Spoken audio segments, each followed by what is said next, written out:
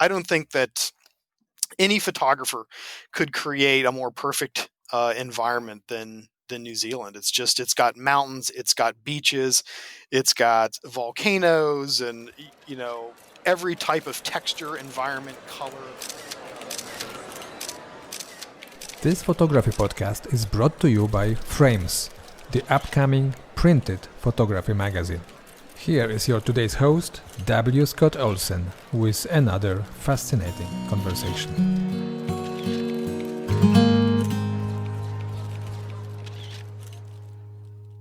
Hello, everyone, and welcome to Frames. My name is Scott Olsen, and today I have the honor of talking with Chris Rose. Since 1993, Chris has been the staff photographer and then senior photographer for an organization called AOPA, which stands for Aircraft Owners and Pilots Association. He has one of the most interesting and dangerous and exciting jobs in photography possible. I don't know about you, but ever since I was a small child, pictures of the X-15 or the SR-71, old World War II Mustangs or yellow Piper Cubs, the Concorde or a 747. These photographs have always been inspiring. They're the kind of photograph that makes me want to rise up out of a chair and then go do something substantial.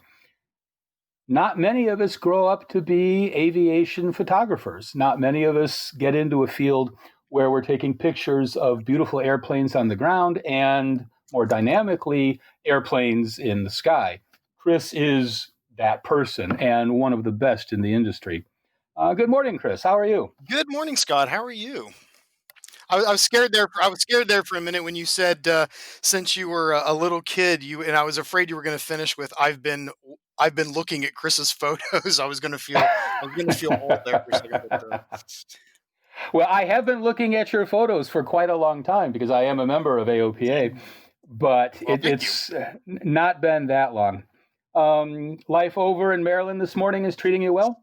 Life in Maryland is treating me well right now. I'm trying to stay sane. I've been sheltering in place, as most people have been. AOPA is sort of had limited capacity at the present time. We don't have anybody in the building. We certainly are working from home, but hopefully that'll be lifted here pretty soon. Okay. Well, let's begin with the basics, and a question that is always interesting because there's so many different answers. How did you get into photography in general, and then more specifically, how in the world did you wind up getting into aerial photography? Well, so photography for me, sort of, I grew up around photography. My grandfather was a photographer. My mom was sort of an avid photographer. So we always had cameras in the house and things like that. And luckily, my parents always encouraged me to get out and take pictures. But it wasn't until college that I really started thinking about it sort of as a profession. So I ended up going to school for both graphic design and photography. Felt like graphic design at the time would probably be a better career path for myself. And actually, when I started at AOPA back in '93, I started there as a graphic designer. It wasn't until right after probably maybe around 2000 or 2001 that I started doing a little bit of photography for AOPA and then transitioned into it more on a full-time basis, probably around 2006, 2007. Okay. Do you remember your first shot from an airplane? God, that's a great question. So we have another senior photographer, Mike Pfizer, who works out of Kansas, but he was the sole photographer for AOPA for many, many years. So I remember going on a few shoots with him, and I'm sure I drug along a camera from time to time. But I think the first one I did by myself was over Harper's Ferry, West Virginia. It was a aircraft called a Cirrus, sort of a single engine 4-place aircraft, and I just remember it was incredibly cold. I hadn't really taken into account the fact that it wasn't going to be 65 degrees up in the air, and it had been on the ground. But by the time I got up there and spent about an hour, at 2,000 or 3,000 feet, I was pretty cold. That's what I remember about my first photo shoot. Well, there are two distinct sides to the work that you're doing. One is pictures of airplanes on the ground, and the other is pictures from the air. So let's take them separately if we could. Talk to me about taking pictures of airplanes on the ground. What are your goals? How do you set them up? What's that world like? Well, it's challenging for one. Airports in general. There are some beautiful airports. I mean, that are just very picturesque, but airports tend to be a little on the industrial side. So when you have to position an aircraft somewhere on an airport, and position it so you're not taking a picture of some broken down hangars or some industrial equipment or another office building or something behind it. You have to get a little bit creative. So from time to time, we'll take the aircraft, off airport environments. Sometimes we'll take them out to grass airstrips or try to land them. We've even landed out in the desert and places like that. And also, you always have the option of putting it into a really nice, clean hangar and going for a more like a more industrial look. But it can be challenging. But you use basically the same, some of the same principles that you use for air-to-air photography on the ground. You still want the aircraft positioned in, favorable lighting. Oftentimes, we'll have the airplane started so that you see the propeller spinning and give it some a little bit more, dynamic presence. But it just takes, you know, a little trial and error to get that right. How much time would you say you do in art direction pre-planning for a ground shoot? Well, it depends. Anytime we're doing a feature article in the magazine, we'll sit down with the art director and the editor, and also, if we have other crew that are going to be involved in the shoot, like other pilots and things like that, we'll sit down and we spend a couple of hours probably, kind of doing a pre-planning session, talk about what we're trying to capture. We'll look at the weather. We'll look at Google Maps is a great resource. I also use an app on my phone. I can't remember exactly what it's called at the moment, but it'll show you the position of the sun in any given environment by overlaying these like sun maps over top of Google Maps. So we can look ahead even a couple of months and see, there's going to be some hangars blocking the sun here, or we should position it over on this side of the airport. So things like that are all considerations that we talk about in these pre-planning meetings. I think every landscape photographer out there now is wondering what that app is. I will find it. My phone is right here in front of me, so I am looking. I swear, but no, it's a great resource for that kind of planning. It's actually called Seeker, Sun Seeker, Okay. and it works on the phone, it works on iPad and things like that. So and it's a really cool program. It might not be free, but it's cheap. So When you're doing groundwork, do you bring a lot of lighting along with you, or do you just go with natural light? I always carry lighting with me, in the form of like, hand strobes. But there are times when you just know that either the weather's not going to cooperate or it's going to be an unusual situation, or you're going to be lighting a larger environment. Every once in a while, one of these sections or special editions that we have of the magazine every month is Turbine Pilot, which caters to more of the kind of business aviation, the private jet sector of the industry. And so if we're shooting a jet, for instance, obviously much larger piece of metal, and we'll also do interior shots of that. So in those cases, we'll typically bring some auxiliary lighting, and so for those purposes, I typically I carry three Westcott FJ400s monolights with me, and just power them off of battery packs. Hmm. The other side of your world, of course, is the one that I find absolutely mesmerizing, and that is the shots up in the air, the air-to-air shots. Um, Tell me about that world. Tell me how you go about doing any of those shots. Tell me what you need. You tell me what the problems and the benefits are. Um, well, it's a pretty small world to begin with. I mean, I don't know how many people do air to air photography full time in the United States, but I would estimate it to be a pretty small number, probably less than 20 or 25 people that are doing it full time. It requires a much bigger team. usually than like a wedding photographer or something like that.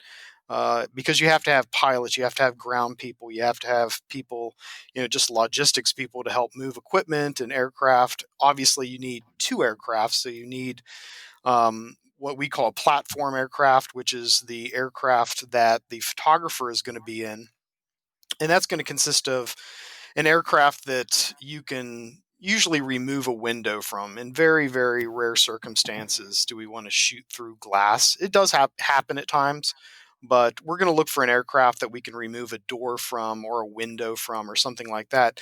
And obviously, you have to have a pilot to fly that aircraft, and then you have to have a safety pilot along, next to the pilot in the front. That safety pilot's going to do things like working the radios and looking for other traffic and things like that. And then I'll be in the back with the door off. And then you've got the subject plane, which then has to have a pilot and a safety pilot too. So that's five people right there. That doesn't include the ground staff and everything else. But it's a coordinated effort between a lot of people. So, and not only is it a coordinated effort, it's an effort where everyone, in some cases, are putting their lives in other people's hands. So, you need to have a great deal of trust and faith in those people's skills. There is one shot I would love to hear the full story on, and it's a shot from the recent total eclipse, because in that photograph, or for that photograph, you are in absolute darkness, flying in formation, and you have a once in a lifetime chance to get this shot. Yeah. So if you could, describe the shot for people and what it took to get that shot done. Well, this one shot really started months prior to the day that we actually took it. We were sitting around in a meeting discussing upcoming features for the magazine, and someone I can't exactly remember. It may have been me. I said, wouldn't it be funny to do a shot of an Eclipse jet, which is there is a small business jet called an Eclipse jet. I said, wouldn't it be kind of quirky to do a shot of the an Eclipse jet during the eclipse? And this sort of gave way to a discussion about, how could we talk about the eclipse, which was obviously coming up in a few months. And it really kind of blossomed into an idea that we would send photographers and editors across the country and sort of take an inside look at how general aviation was being affected or contributing to people's enjoyment of watching the eclipse. So um, I ended up going to Carbondale, Illinois, sort of a strange out of the way place, but Carbondale happened to be the area that the peak of the eclipse would be the longest. And I think it was something like, 2 or 3 minutes that it would be in full eclipse. So we based out of Carbondale. We brought out all the aircraft that we needed, including the Eclipse jet. I realized that during the eclipse it would get dark, and I was thinking to myself, how am I going to? I can't slow my shutter speed down enough to capture this jet in the dark, because then that gives way, obviously, to a lot of vibration issues and things like that. So I I devised this scheme to um, sort of hardwire in a couple of monolights into the aircraft. And so I had two 500-watt Westcott monolights in the back of the aircraft. They weren't the ones that I carry with me now, but there was sort of an older set. And I thought, if I could fire this thing at the right moment with everything lined up, we just might be able to illuminate that jet enough, and still keep the eclipse, in the background. So there was no chance for trial and error here. We were just going to have to, put our best foot forward and hope that everything came together. So we launched out of Carbondale for the eclipse, probably a half an hour or so before, and we got into position. We got the eclipse jet into formation with us, and we were fairly close. I mean, we were probably 15 or 20 feet from each other, going 150 knots in a circle as this eclipse was happening. And the whole, the lighting, especially up there where you have even less atmosphere.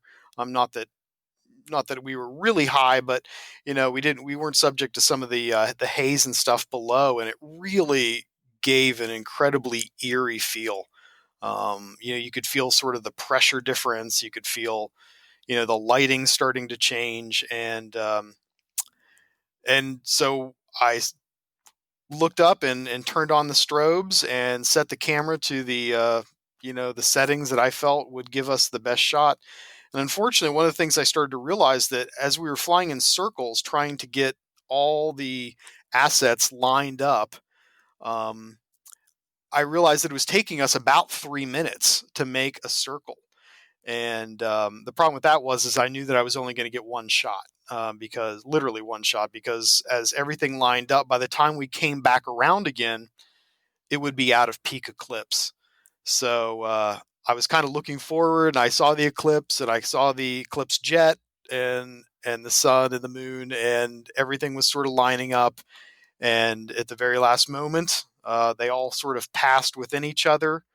The strobes fired. I hammered down on the shutter, and I think we sneaked off maybe a dozen frames, and then everything sort of went out of alignment again. And I just remember Dave Hirschman, who was flying the platform plane that I was in. I remember him turning around and sort of yelling over the noise of the engines, "Did we get it?" And I looked on the back of the camera, and and we did. It was a lot of luck, and but a lot of skill from a lot of people, including, not the least of which was the pilot. So it ended up being a really, really interesting cover. And it's gone on to to win a few awards. It was I saw it show up on social media. It was really, really a cool shot. It was very, very unusual, and it's hard to be unusual these days with air to air photography, because you've got a limited amount of setups that you can do, and angles. So this one was a bit unique for me, at least. It did turn out to be a remarkable and impressive photograph. Tell me another story of a shot that went really well. Oh, there's been so many. I look back through all the photos that I've taken over the years, and sometimes everything just kind of comes together. We were discussing just before this. We did a shoot probably through. Oh, it's probably been closer to 5 years ago, of a polished aircraft, meaning that it's metal without paint, so it's highly reflective. And it's kind of an unusual aircraft. It's a Beechcraft 18, sort of a mid 20th century transport aircraft, and it happened to have floats on it so it could land on water. And it was one of those shoots that it seemed like it was kind of going to be a typical shoot, but we ended up having some really amazing lighting that happened that evening, and the sun was reflecting off this kind of marshy land below it, so there was a lot of texture going on. There was light, these like speculars that were sort of gleaming off of this marshy surface on the ground, and then you had this highly reflective aircraft that was bouncing the light from both directions, and it just ended up being one of those. And we had two really, really qualified pilots that were flying the aircraft too. So the combination of everything coming together like that was pretty magical. I mean, it does happen from time to time. It doesn't happen all the time, but it does happen from time to time. With Uh, all of the planning that has to go into your world, how much of your world would you say is serendipity? That the light just suddenly gets to be special. well, you can obviously improve your chances. We typically shoot during the golden hours that everybody talks about. But it's picking the right environment, kind of looking at, you know, we're at an advantage because in the aviation industry, we have a lot of resources available in the way of maps and, other aerial photos and things like that. So we can kind of get a sense of what things are going to look like in the background. But you're right, a lot of it's just serendipitous. I mean, sometimes you're flying along, and there'll be a kind of an odd cloud layer that'll come in, and it changes the light for the better.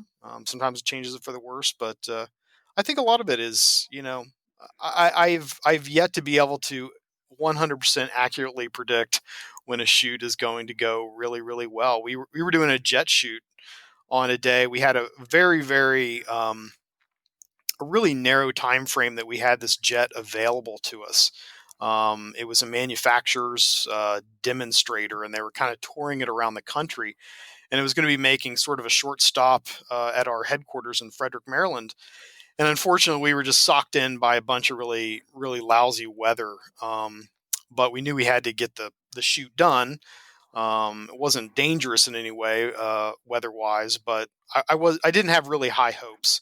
So we launched out of Frederick, and we started heading west, out over West Virginia, and then over Virginia. And it was just these lead gray skies, really flat light.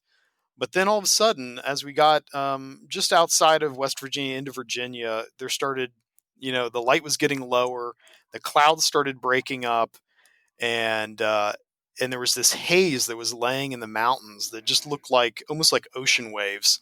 Um, and again, it was one of those sort of moments that everything just, even though it didn't seem like it was going to be a great shoot, everything kind of came together, and they ended up being some photos that I'm really proud of. They it ended up being a cover shot for the magazine, and it almost looks like the aircraft's flying over the ocean with just these kind of lighted waves, which are actually like the rolling mountains of Virginia, kind of in the background. So it made for a unique photo that just goes to say you just never know what you're going to get. And that is a beautiful shot indeed. I want to get to other stories in just a second, but Sure. tell me from just a technical standpoint, and I don't want to spend too much time on this, but things like filters or shutter speed for propellers, and I mean, what are some of the basics of airplane and air to ground or air to air photography? Right. Well, so from a filter standpoint, I'll just say that I do use circular polarizers on my lenses, especially during air-to-air shoots, almost all the time, because aircraft are very reflective surfaces, even if they're painted. Hopefully, they're clean, and they do reflect a lot of light. So polarizers help with that a little bit. They also help, sharpen hazy backgrounds and things like that. I use a combination of filters, but I really like Heliopan and B&W filters. They seem to work the best for me. I lose filters occasionally out of the airplane. It doesn't happen a lot, but those need to be replaced from time to time. But yeah, so I'm always using a filter. As far as shutter speeds and things like that go, I'm trying to shoot at the lowest ISO I can get away with. But as far as shutter speeds, the key to shutter speeds when shooting air-to-air photography, especially if it's a prop aircraft, is that you need to slow the shutter speed down enough so that the prop, so that any one blade of the prop can make um, if it's a two-bladed prop, each blade has to travel 180 degrees to get that full circle, that big prop disc, that big lighted prop disc on the front of the aircraft that people like to see. You don't want to see the prop stopped, and you try to avoid any big gaps in that prop arc.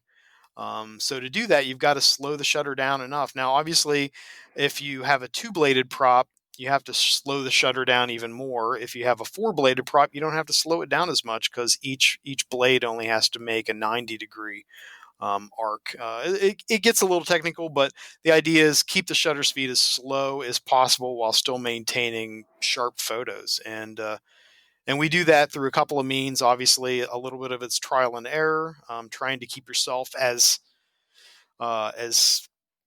steady and as cushioned in the back so that you're not transferring the vibration from your body to the camera. Um, and I do that through. Do you, Go ahead. go on. I was do Well, you use a lot of stabilizing equipment? yeah, the two pieces of stabilizing equipment I use, the first and foremost one, I use an electric gyro stabilizer, and this is sort of a tool that you don't see used outside of aviation and marine photography very much. And what it is it's a gyro that counteracts the movement of the camera. So, if the camera sort of gets pushed one direction, this gyro will push it back the other direction. And it actually provides about 2 stops worth of stabilization. It works along with the stabilization that's built into some of the lenses.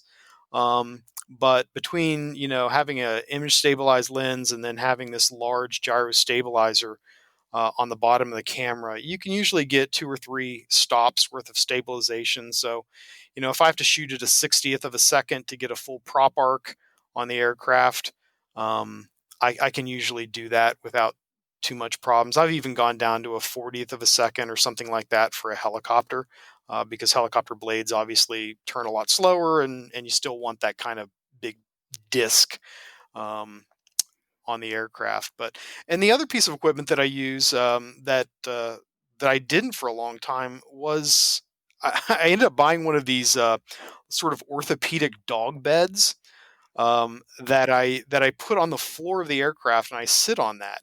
And it's amazing. Not only is it a lot more comfortable for my 50-year-old bones, but it also sort of deadens a lot of the vibration that would typically come from sort of come through your body and transfer from your hands or your elbow or something like that into the camera body. So it deadens that a little bit. So the dog bed and the gyro stabilizer are probably the two main pieces of stabilization equipment. I don't use tripods or anything in the back of the aircraft during air to airs. I would have guessed the stabilizer. I would never have guessed a dog bed. Yeah, it was. Yeah, it was. I now claim it to be a tool of necessity, because it's just so much more comfortable than sitting on a uncarpeted floor of an aircraft. Well, once you say that, it makes perfect sense. But well outside of my range of imagination for that one. Um, we've talked about shoots that have gone really well. There are, of course, other shoots as well. Tell me about a shoot that went really badly. Um, well, shoots do tend to go poor sometimes, and usually you know, that's usually just working with somebody that either isn't comfortable with being in really close formation, or it's a situation where I'm just not feeling like I'm starting to feel like safety might be being compromised by um, somebody being a little overconfident or a little underprepared or something like that. We've had shoots that I've stopped. I think anybody that's a part of one of our shoots has the ability to simply say, "Hey, we're going to stop this shoot," and we'll talk about it when we get back on the ground, because you never know, somebody could just be feeling a little bit ill or something like that, and because we're in such close formation and we're putting everyone else's um, lives in each other's hands, we never want to push a shoot beyond everyone's comfort level. We have had some tragedies on shoots, back in oh I'm trying to think, it was back in uh, 2015, 2016, I think. I was on a humanitarian mission actually with AOPA's editor at large, Dave Hirschman, and we took a trip with a medical team down to Mexico. Um, and although it wasn't during a photo shoot, we had an aircraft that was part of the team that we went down with strike some power lines over a river. And I just talked to the pilot, literally 45 minutes prior to him taking off, and we're discussing some photo shoots we were going to do later that day. He took off, didn't see the power lines. He had 3 other medical students on board his aircraft, and it sheared the wing right off the aircraft. They crashed into the river. Unfortunately, myself and Dave were 2 of the first people on the scene. Um, they were able to get the 3 medical students out of the water. They all survived. Unfortunately, the pilot, who we'd met, did not survive the crash, and it was just, it was a horrific tragedy. But it is, having seen that sort of firsthand and seeing what can happen if poor decisions get made. It definitely it affected me a little bit. It made me think a little bit more about my own safety protocol and who I work with, because tragedy can happen so quickly. Before you have a chance to analyze why it's happening or why it shouldn't have happened, it's over. And so you always have to be really careful about who you work with, and making sure that everyone's confident and qualified to take part in air to air photography. It's not inherently dangerous, but it is something that requires a great deal of specialized skill. So. Oh, that is a touching, moving story. Um, on a lighter note, the favorite place you've ever been? Favorite place? Oh man. Now, as a photographer, I Yeah, should say. that one's tough. I am so fortunate to be able to travel to so many great areas, and I get to see it from the air, which is even better. But I would have to say, um, probably my favorite place to shoot was New Zealand. I got a chance to go there a couple of years ago. The International Aviation Organization's meeting happened to be down there, so we spent 10 days flying and shooting several stories down in New Zealand. And wow, from an environmental standpoint, it is just, I don't think that any photographer could create a more perfect environment than New Zealand. It's got mountains, it's got beaches, it's got volcanoes, and every type of texture, environment, color that you could ever imagine. So for us, even doing like a 45-minute or an hour long flight, you can get into like five, six, seven very distinctive backgrounds that look like, 1 minute you're over something that looks like desert, and the next minute you're flying over snow-capped mountains or white sandy beaches. It's really, really an amazing place to take photos. That sounds fantastic. Yeah, and there's a lot of great places even here in the United States. I mean, Moab, Utah is one of my favorite areas. Even up into like the northern parts of the eastern United States, Maine, um, all throughout New England is beautiful. Florida is a place that we shoot all the time. So yeah, there's a lot of really interesting places. Well, very cool. I have one last question, but before we get there, I did want to mention uh, listeners that want to look up your work. Your Instagram account is Clouds and Camera, all is one word, no All is one underlines. word. Yes. Yep, clouds plural, Clouds and Camera. But there is not a website. If you Google Chris Rose photography, you wind up looking at the work of a UK photographer who is not you. Tell me about being a full-time employee as a photographer versus an independent contractor. Well, it's for me, and I think for AOPA, it works out well because you know, aviation photography is a very specialized, sort of subset of the photography world. Um, but working, not having to put in the energy to market myself in the industry, not having to worry about, am I going to collect payment from this client, or, how am I going to get this equipment shipped across the country to this shoot, and or whatever else. I mean, I'm certainly sensitive to those kind of hassles that other photographers have to go to, and I have a lot of friends, and some of which are I should have just stopped there. I've got a lot of friends. Actually, I don't. I've got a lot of friends in the photography industry that do. They're not only are they're the photographer for the business, but they're oftentimes also the accountant and marketing person for their business, and that's tough. That is tough, and it's tougher more so now, and I think going into the future it's going to be tough. So being able to focus primarily just on logistics of my own personal travel, focusing on the creative aspects of the shoot. I like not having to worry about things outside of that. It's nice to be able to sort of play the full time creative. Um, so yeah, that's and AOPA is a great company to work for. I've been with them for over 25 years now, and it's a dynamic industry to work in.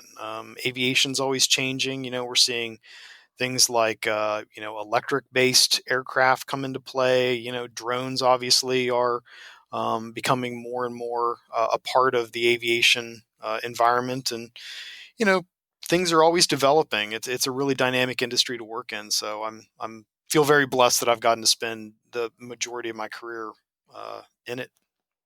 That is wonderful. Again, for everybody, the Instagram account is Clouds and Camera. And Chris, thank you. This photography, we've all seen pictures of airplanes, and yet, at least for me, they never fail to inspire something profound and deep within me. So thank you for your work, and thank you for your time this morning. Well, thank you very much, Scott. It's been a real pleasure, and hope we get a chance to do it again. Talk to you soon. All right. See ya.